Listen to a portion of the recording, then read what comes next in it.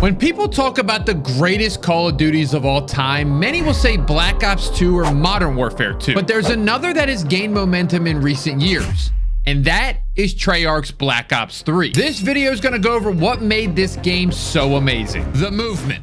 Let's face it, many people didn't like the jetpack era because they think of Advanced Warfare's janky movement. But Black Ops 3 was different. It felt fluid. Fluid like Titanfall, which honestly, some consider to be the most underrated FPS of all time. It allowed players to wall run, boost jump, and slide without requiring 17 Red Bulls to pull off this successfully. And because of these advanced movement tools, Black Ops 3 introduced infinite ways to approach gunfights. Each player had their own style, and the movement skill gap created different outcomes and kept it feeling fresh every time. There was even an awesome exploit people learned called the G-Slide. This allowed you to get around the map quicker with the jump and slide combo. Treyarch unfortunately patched it, but having a mechanic which required discipline to master was a blast. And at the core of any good game, there needs to be a skill gap.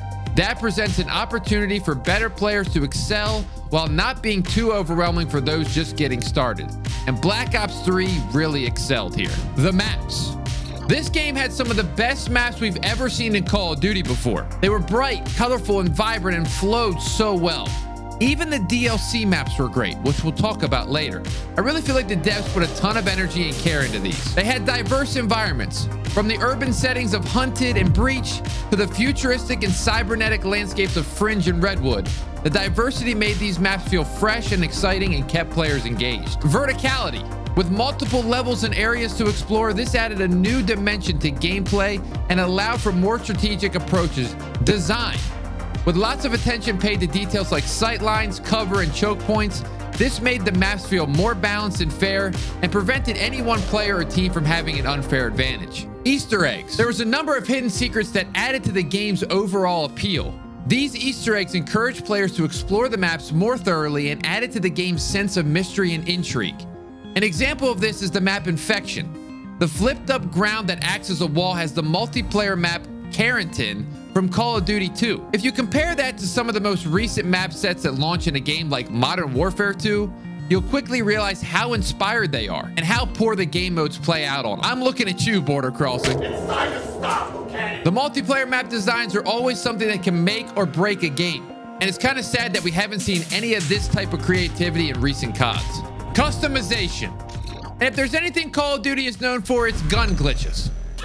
Sorry, scratch that. I meant customization options. And Treyarch did an unbelievable job of enabling individual player customization. There were so many options for you to feel unique. Primaries could have one optic and multiple attachments, and each attachment would affect your gun in a unique and fun way. There was also a wildcard option called Primary Gunfighter that would allow you to get an additional attachment once you reached level 28. On top of building your weapon how you wanted, the camos were some of the best we've ever seen. Camo grinders rejoiced at seeking the look of gold, diamond, and the mastery camo dark matter. And if you didn't want to grind for camos, you could actually make a custom paint job for your weapons. The fact that this feature was even part of the game at launch was so dope. And even though I wasn't very fond of the supply drop system, you could get exclusive camos and weapon attachments variants from them. But overall, the focus and attention to detail for weapon customization in Black Ops 3 was something we may never see again in a COD game. Specialist.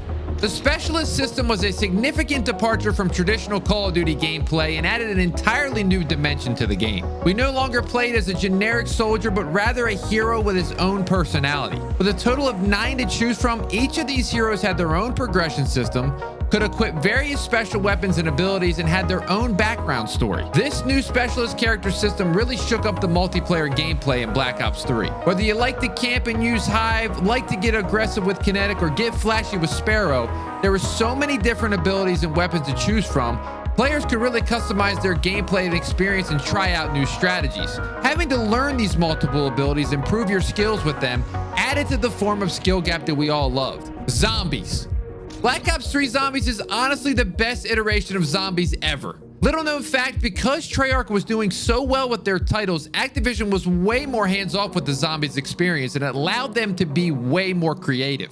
The game launched with a remake of The Rise and the new Shadows of Evil map. The zombies had a complex and intriguing storyline that spanned multiple maps and added a sense of depth and mystery to the gameplay experience. The storyline was also well supported by the game's Easter eggs, which rewarded players for exploring the maps and uncovering secrets. They were designed to be highly replayable, with multiple routes and strategies that players could use to survive and progress through the game. The addition of gobblegums, which were a consumable perk that could be earned and activated during gameplays, also added to the game's replayability and strategic depth.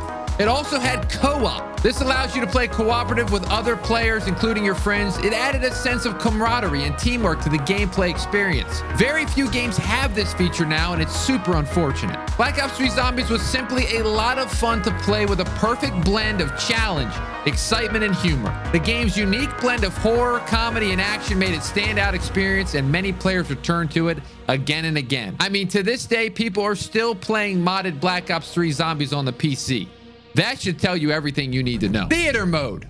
Originally introduced in Black Ops 1, this mode allows players to view and edit gameplay footage recorded from previous matches. Players could access theater mode from the game's main menu and select the match they wish to watch. Once in theater mode, players have various options to control playback, including the ability to fast forward, rewind, and pause the footage. Additionally, players could view their match from different camera angles and use various editing tools to create customized videos. With how popular TikTok and YouTube Shorts have gotten, this would be a useful tool to help creators create. And as many of you know, the more eyeballs on the game, the better chance it has to grow. Whether something insane happened in game and you didn't clip it, or a competitive player wanted to analyze and study film to improve, theater mode was always there. The DLC. Black Ops 3 had one of the best DLC years ever. Obviously, Zombies was immaculate. We got Zombie Chronicles, arguably the greatest DLC in all of Call of Duty. The multiplayer maps, Micro, is one of my all-time favorite, putting us in the middle of a picnic, but shrinking us down to the size of a bee. Talk about creative and different from any COD game before. Then there was Gauntlet, a map that featured several different biomes in a single area. You could go from ice to jungle to a town on each lane. And of course, even a water park. I loved Splash so much. And not to mention the amazing map remakes. We saw the return of Hijacked as a flying aircraft carrier, Empire, a Roman royalty remake of Raid, and Outlaw, a Western reimagining of Standoff. Now we get one map a season, as the attention has gone full-blown to Warzone and DMZ. At the time, we didn't like DLC map packs, but I'm gonna be honest with you, I kind of wish that they would return. Streaks.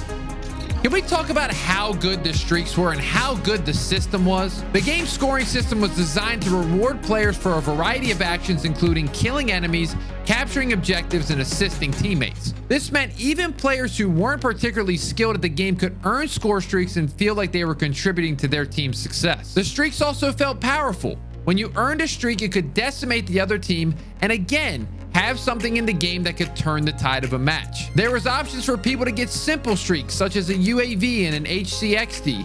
And then there was options for the big time streaks. The Wraith, Hater, and Raps combo. I mean, come on. How many people left the game when you called these in? Carrying on the system from Black Ops 2 was such a good decision by Treyarch. Communication.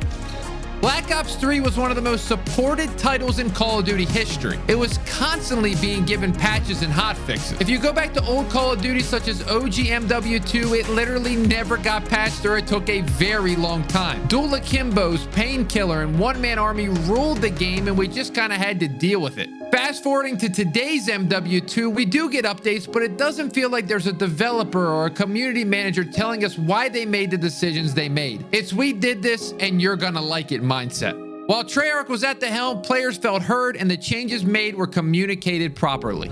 Weapons.